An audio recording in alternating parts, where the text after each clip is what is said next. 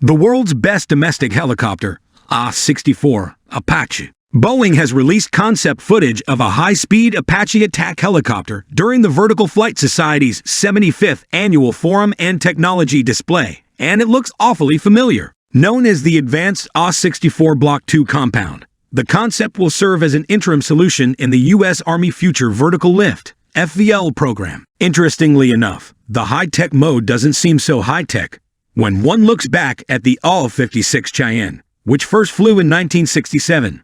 Derived from the Army's Advanced Aerial Fire Support System program, which ultimately ended in only 10 being built. Advanced before its time, the Cheyenne was an impressive helicopter that was limited only by the technology of the era. While the AH-64 Apache technology partially came from the Cheyenne, the development has seemingly come full circle.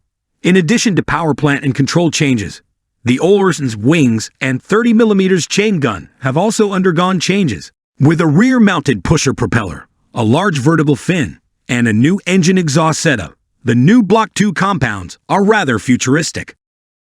According to Defense Blog, Boeing is dead set on keeping the Apache fleet capable on the highly complex multi-domain battlefield of the future through 2060.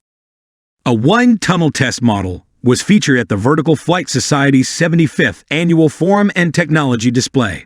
The new Block I compound would increase aircraft speed to 185 kits, increase payload to 5,900 pounds hover out of ground effect, HOGE, on takeoff, and increase the range to 416 m. If you enjoy content like this, please go ahead and like and subscribe to this video, because I appreciate all your support.